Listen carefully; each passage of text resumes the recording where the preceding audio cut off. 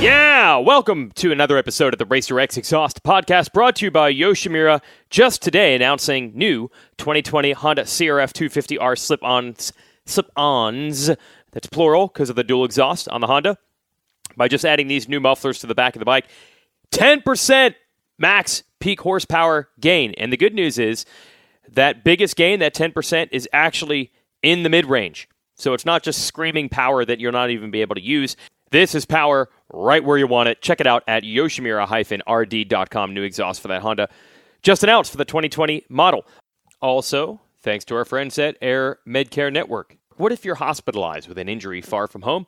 You'd want to recover close to family and friends, and with an Air Medcare Network Fly You Home membership, you'll have control of where you're treated. You'll be transported to your local hospital of choice with no out-of-pocket costs. Save $10 with the offer code 10MOTO. That's 10 M-O-T-O. Visit airmedcarenetwork.com/RacerX offer 1. That's the number 1. Also, check out the latest issue of Racer X.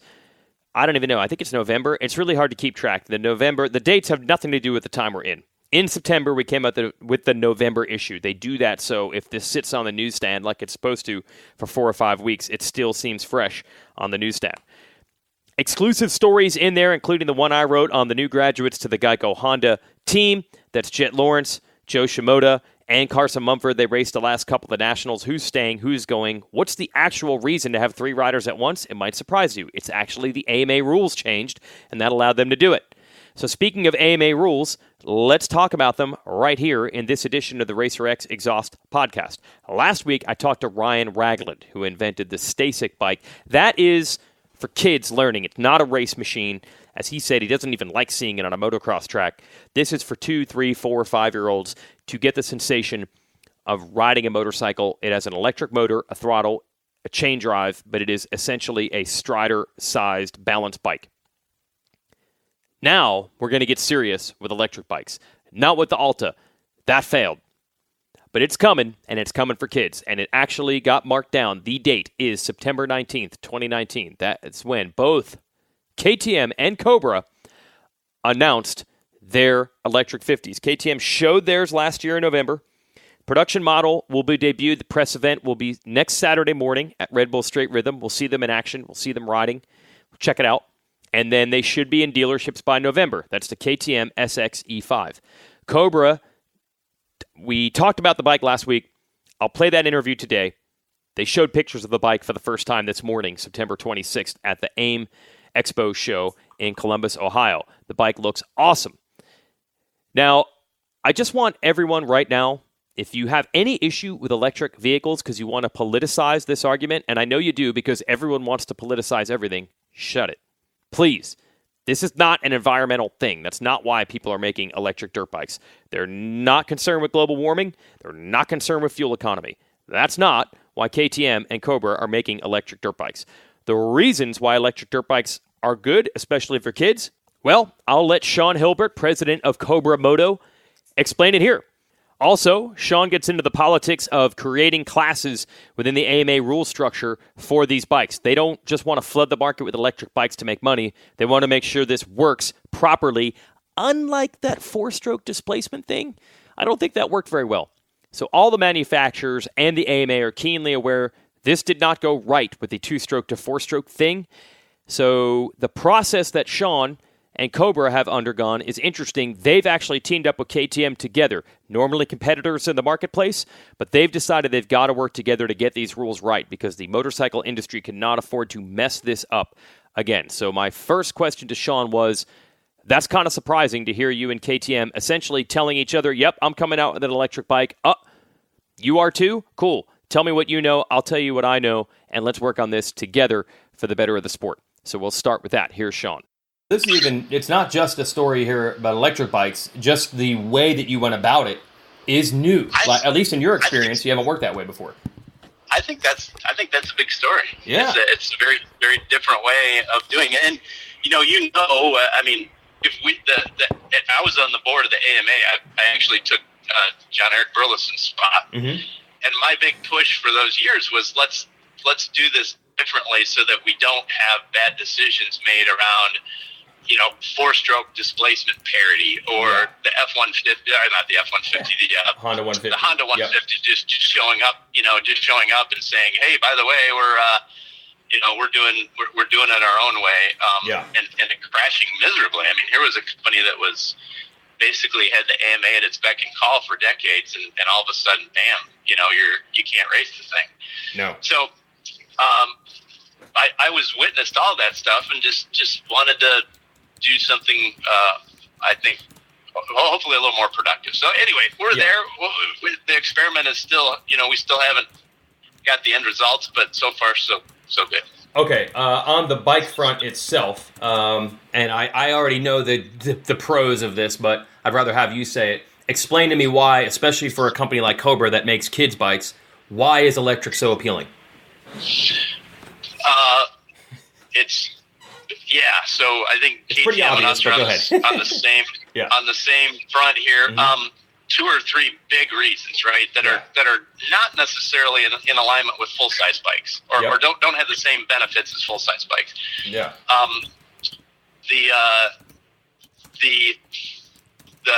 Just in no particular order. They're quiet. Yep. And believe it or not, when you're transitioning a kid, and you'll find this out someday, well, maybe or maybe not. No, I'm already there, dude. When you're transitioning a kid from a PW50 to a Cobra or a KTM, it's like going from a scooter to a Hayabusa. I mean, the transition is ridiculously big. Yeah. And the intimidation factor comes in a couple of different ways. It comes in the noise, because the kids are intimidated by a lot more noise. And then the performance is just, it's night and day. And so those 2 things in particular will, the ability for an electric bike to have 3 or 4 or 5 modes of operation where you can meter the performance out as your kid is improving, I think is going to be a huge transition tool. Right. And we have one of our East Coast dealers that's been around since the 90s has this saying that we turn kids into baseball players, way too easily. And his point is that it's just, the performance jump between a PW50 or whatever, a TTR 50 or CRF 50 or whatever they may be starting out on, and a race bike is just way too big. Wow. So that's one thing.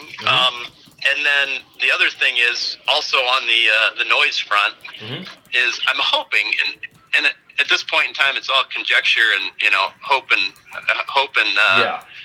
prayer, so to speak. But the whole idea that a half an acre in the suburbs can all of a sudden be a practice track where before you could never even think about that.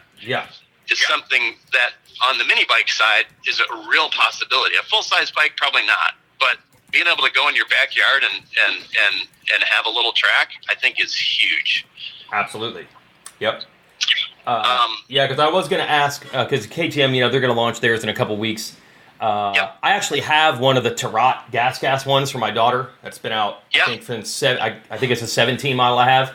And I only got it for her. And then I was showing my buddy one day, and we took a lap of the yard, and we didn't realize we as adults were actually riding pit bikes in my suburban yard, and the neighbors, I hadn't even thought of it from that perspective. So, by the way, do you know, is there going to be a weight limit? This is not really for the story, but is there a weight limit on these bikes, or could adults actually do a pit bike race in a yard?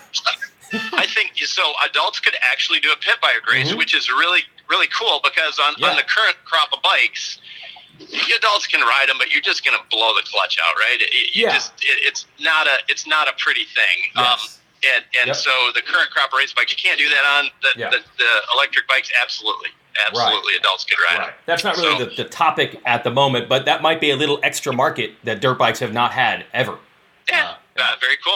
That's a really good point that I didn't even think about. Well, we only stumbled on an accident. I was showing it to him for his kid, and he rode it around, and then we realized we were doing laps in my yard, and there were my neighbors grilling out, not even noticing that we were riding a dirt bike. That's it. Yeah. That's it. So okay, so for kids, back for that's a big deal. Mm-hmm. And here's another kind of subtle one. Yep. And that is we have a other. I don't know if you know this or not. We have another side of our business where we make high performance engines for different markets, drone aircraft and firefighting and all that kind of stuff. And okay.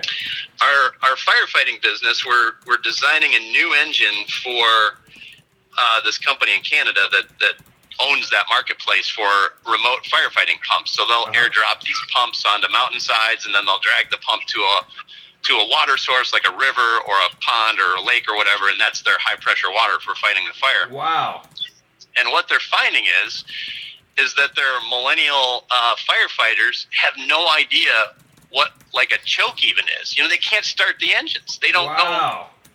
Huh. So we're fuel injecting the engine and some things to make it a lot easier. But it kind of dawned on me, wow, what barriers to entry do we have these days for young parents that are coming into motocross? Which is it's no question. There's a lot of very nuanced maintenance that you need to do on an automatic 50, right? There's the clutch, there's the top end, all that stuff has to be working in perfect harmony or the bike doesn't run well. And all of a sudden, we're just going to completely remove the heavy maintenance away from the system. So the barriers to entry to the sport and the cost of doing the sport. I mean, the bike may be more expensive, but I think the total cost of ownership is going to go down dramatically. Yeah. And the ease of, it's not going to be this burden of, man, I got to spend till 2 a.m. in the garage again so Junior can go race tomorrow.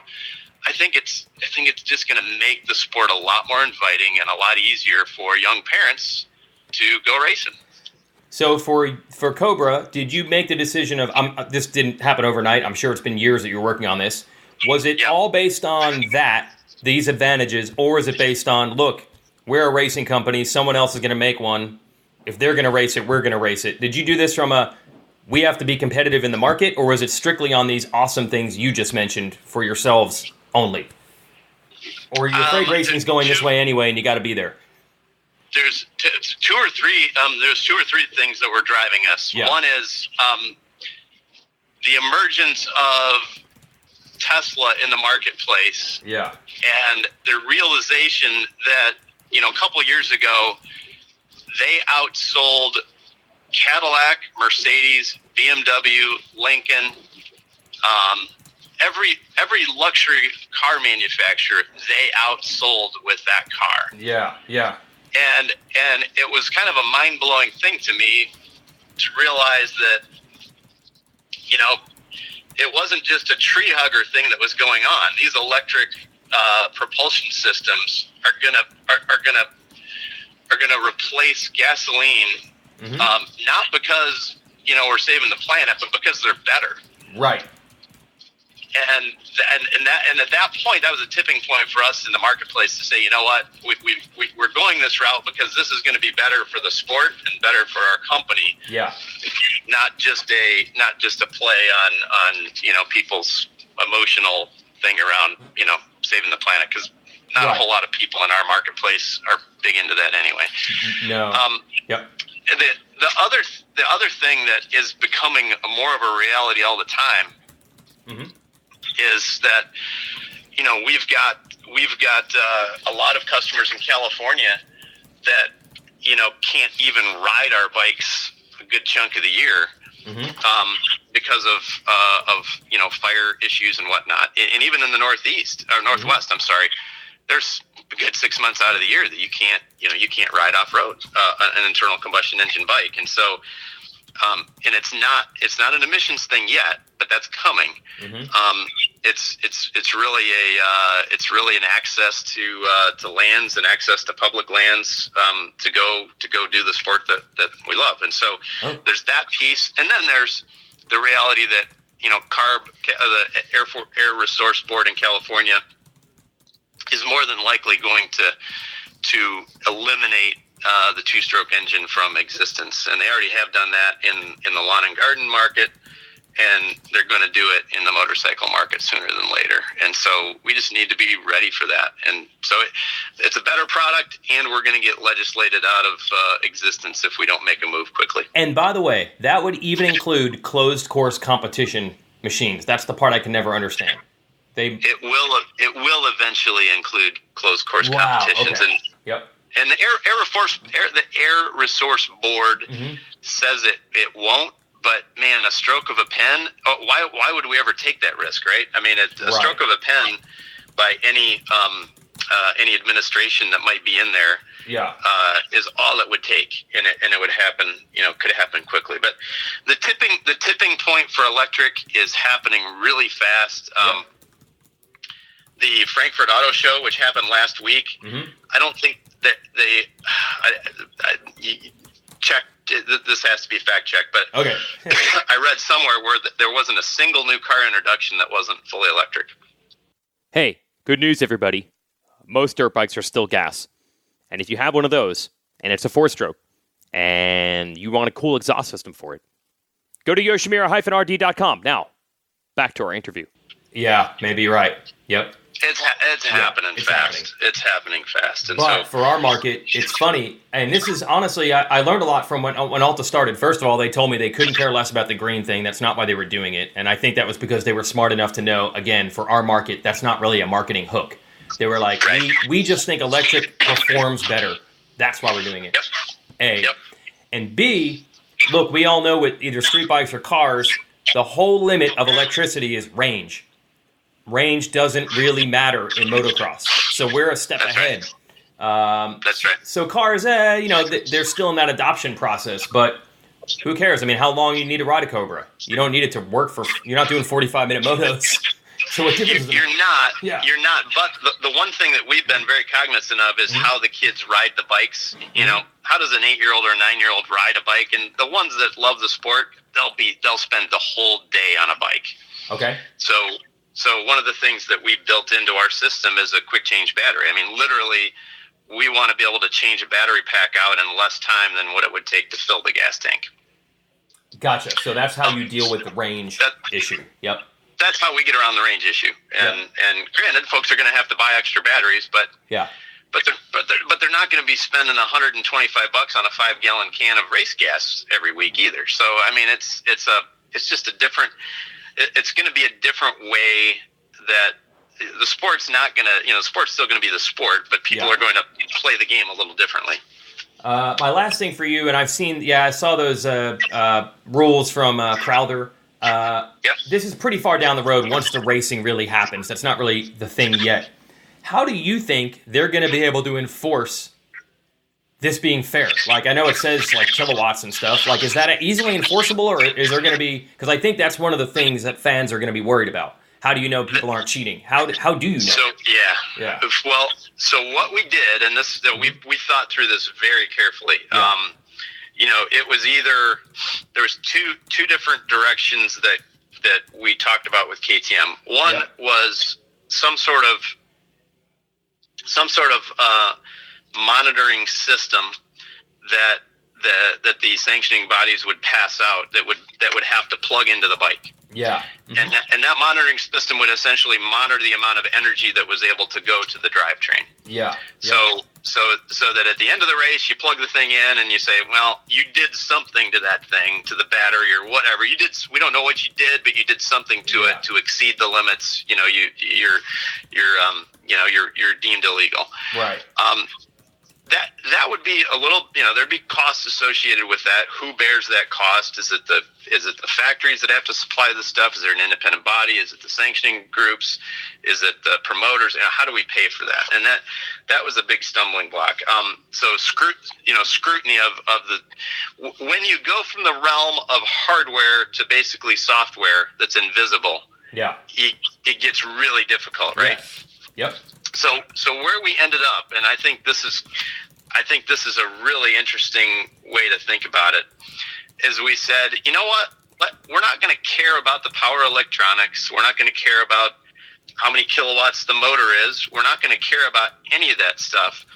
what really matters is how much energy is on board the motorcycle at the beginning of the race. Okay. Especially for motocross. So what we decided to do was, the rules are all written around a certain battery size for mini bikes. There's a kilowatt and a 1.5 kilowatt class, so to speak. Okay. Kilowatt hour. So 1 kilowatt hour and 1.5 kilowatt hour. So basically what you're doing is you're saying you have this much gas in the gas tank, spend it wisely. And so what parents are going to be able to do is basically create a little energy budget, so to speak, for their race, and say, all right, I want to go all out on the start because I want the whole shot, but then we might have to back off a little bit, so that there's enough gas in the gas tank to make it to the finish line. So pardon how naive I am. There is no way around that with an electric bike. It's going to, if it has more power, it's going to use more battery. That's it. Okay. That's it. Well, so that's where the manufacturers come in. We need to make a bike that's lightweight. We need to make the propulsion system super efficient. Yeah. So there's still room for competition in here amongst Cobra, KTM, OSET, whoever's going to be developing bikes for this class. Yep. There's still room for us to make a better mousetrap. Yeah. But it's going to be up to the parents essentially to say, here's how we're going to spend the little bit of energy we have on board on the bike to get to the finish line. Right. But you can't make triple the gains here and have a bike with twice the power. It's just not. There's not enough wiggle room in there. You can. It's going to last 3 laps, and then you're going to be dead on the side of the track. So regulating the battery size gets everybody in a pretty small box, performance-wise. Gets everybody in a pretty small box, and it makes cheating the system pretty useless at that point. You can cheat all you want at that. You can do anything you want to that powertrain, and you only have so much energy to use for the race. Right. And so what the battery packs have to be, and this is easy for the AMA or the FIM to come in and scrutinize, is it a sealed pack? Does it have the proper is it an approved pack? Is it an approved battery pack? And it'll have a certain stamp on it that, yes, it's been approved by ANSI or CE or one of the other bodies that regulates electronics around the world. Gotcha. Okay. All right. So who knows? We might have also stumbled into a more fair way of racing than we even had, but we'll see. Once people race, they find a way. So, but, you know what? There's going to be creative people out there that are doing all kinds of things, and we just need to. But it's very clear, the guys that are currently the refs out there, popping the top end off a bike and measuring the bore is relatively easy. Trying to figure out if somebody has changes to software or motor windings or something like that is way more difficult, way more expensive, and we're trying to stay as far away from that as we possibly can. The only other solution is to have spec racing, right? Here's your spec battery, here's your spec electronics, and go racing. But that takes the competitiveness out of the marketplace. And if you're racing Formula One or you're racing, Formula E in Europe, the motorcycle formula, the electronic stuff, all that is spec. Everybody's on the spec thing, and there's no room in the marketplace for companies like us to come in and compete. So we tried to keep that open. No, you got to have a little bit of I got to have this newer, better one. I mean, that's what keeps us all going. It's a retail marketplace, unlike all of the other racing that's around there in the world. So we had some unique challenges on that front. Okay. So, by the way, it sounds like that plug the thing into the bike and test the power after the race, that isn't as effective because there could still be room for some software genius to game that system maybe. So that's why the battery thing is... There might be, and there's significant cost associated with deploying that, and logistics, and who's going to own these things, and how do we, what do you do about local racing? I can see that working nicely at Loretta Lynn's, but what about Chicken Licks Raceway? How do you do that? Gotcha. Well, I got to admit, I've learned a lot here because it really sounds like the level that you folks have thought this through, and again, there will probably be something 3 years from now, some unintended consequence, but it sure sounds like you've really tried to dot the I's and cross the T's for this. We have really tried, and like you said, it's what's that? All your plans are perfect until war plans are perfect until the first bullet's fired. Yeah, so We're going to be learning a lot as we get into this over the next 5 years, but right. And things will change. We've left flexibility in the system, and by the way, the new commission process that the AMA has deployed is perfect for this, right? We're not going to wait 2 years for a rule change. If something needs to be done, the technical commission is going to get together. We're all going to talk about it. The factories are going to be involved, and we'll be able to make really good, informed decisions and make them quickly, which we'll need to do because obviously technology is changing quickly and things are going to happen. Yep. By the way, kind of interestingly, and KTM's in the same boat as well, all the prototypes that we've had running, we've obviously had them back to back with the gasoline bikes, and it's really interesting. We did our sizing and matching pretty well because if you click a stopwatch, your lap times are pretty much on top of where the current crop of 50cc bikes are. Wow! But both bikes do things differently. The electric bike does some things better and easier, and the gasoline bike does some things better. So it's kind of cool the way everything is fleshing out. The kids that ride it, and we've had some of the top kids in the world ride our prototypes. They're like, wow, I never guessed it would be that good. They're kind of blown away. Hey, did the lap times end up similar because you kind of tuned it that way, or did it just actually work? Oh, okay. No, we sized it.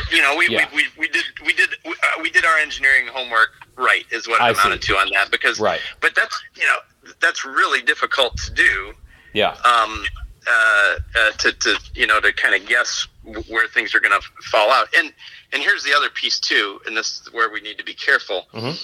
We did that, and the four-stroke world did that, right? We said, we've got to be competitive on day one between a 250 two-stroke and whatever. So day one, the 426 was competitive with the 250s. The problem is that technical evolution happens, and 20 years later, we've got these rocket ships, 70, 80 horsepower rocket ships that are underneath guys that are ridiculous, and we need to be really careful of that in the e-bike market. We need to know that technology is going to improve, and we need to make sure that we can keep the cat in the bag, so to speak. We don't want ridiculous amounts of power 5 years from now underneath kids. We gotta keep a close eye on that. Yeah, well, it sounded to me like you might just put the battery thing alone. That's it. Just change the, telling the manufacturers no more 450s. It's going to be a 150 and 250 four-stroke class. That's a big, big, big engineering leap for them. But saying one day that in a retail marketplace, if you're Formula One, you can do that. Next year we're running 350s or whatever, but you can't do that here because of all the installed base that's out there. Yep. But would you 10 years from now be able to say, well, we used to have a 1 kilowatt hour battery class and a 1.5. Now we're going to a 1 and a 75 or something. If they you could because conceivably that battery pack could be backward compatible. You could say, hey, if you're gonna do that, you need to make batteries for the bikes that you already have in the marketplace, and make sure that those retail customers can go racing next weekend. So Oh, I never thought about that. Right. If you said that the 450 class is now 350, you've taken every used 450 and made it useless for racing. That's it. That's it. It's that simple. So in NASCAR, that doesn't matter, right? There's no retail marketplace, but that's why it's so incumbent upon us to make really good decisions now, so that because we're going to live with those for the next decade, right? Some very astute observations, especially because this four-stroke, two-stroke thing is so fresh in everyone's mind. It's literally what we talk about every single weekend at the races. The four-stroke displacement, two-stroke thing. It is hilarious, by the way. I've obviously asked manufacturers, I'm like, oh, why don't you bring back two strokes? KTM and Husky have them, Yamaha has them. That's about it. And hilariously, people will say, dude, just let the market decide. The market can't decide. The racing rules determine the market. Yes, there are people that buy dirt bikes because they just want to ride them and have fun. Yes, there are people that just want to race and don't care if they win. But if you do care about winning at your local race, you're going to have to buy a 4-stroke, because a 450 4-stroke is going to be the fastest type of bike you can buy. And if the rules say that it's legal, why would you voluntarily buy something that's slower? 2-strokes might be more fun, but if you actually want to race for results, you probably need a 4-stroke. So the racing rules determine the market. So to just say the market alone shows that 2-strokes are not that popular, which I do hear from manufacturers all the time, is leaving out a huge, huge component. Now, on the other end, by the way, it's not as simple as just saying, well, just let them run larger 2-strokes, because I believe the magic of the 450 4-stroke is that it's able to be both fast but get traction and be rideable. That's always difficult on a big 500 or 450cc style 2-stroke. But I'm getting way off the map here. The point is, the 4-stroke, 2-stroke thing was difficult enough to regulate. Gas and electric, right now, the goal is to just let these electric minis race in their own class and not go head-to-head with gas bikes. Can you imagine the protest line of parents if you had gas and electric racing each other? That'd be ridiculous. So right now, the goal is to keep them separated. I talked to Tim Cotter of our sister company, MX Sports. He believes they will have an electric mini class at the Daytona Ricky Carmichael amateur race next year.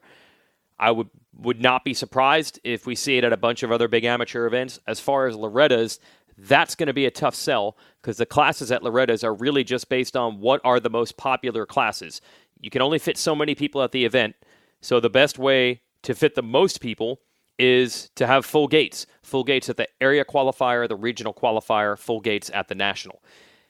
If you have 800 people that have gas 50s and want to race, and you cut one of those classes out to replace it with an electric class where there's only 100 people that want to race, that's not really fair. So I don't know what will happen. Maybe they'll do like an exhibition moto at intermission or something. I don't think there's going to be a AMA electric class at Loretta's. Next year, they need more people to have these bikes to justify it. They've tried a lot of classes at Loretta's through the years, and basically at the end of every year they look and they say, did this class have a lot of people? That's coming back. Did this class not? It's not coming back. So that's what they got to think about there. But it's just good to know. You talk to Sean, you hear him here. I talk to him, and he seems like a sharp guy. That is very critical at this critical juncture for the industry. Hope you enjoyed these back-to-back shows on electric bikes. I have a feeling next week we'll be talking Motocross to Nations, don't you? One way or another. Anyway, thanks for listening to the Racer X Exhaust Podcast. Thanks to our sponsor, Yoshimura. Check out yoshimura-rd.com for everything you need for your 4-stroke exhaust needs, especially if you have a 2020 Honda CRF 250R, because they've got new exhaust for those. Yeah, electric bikes are coming for kids, but gas bikes are still awesome. So Yoshimura's got the exhaust you need for those. See you next week. Thanks for listening.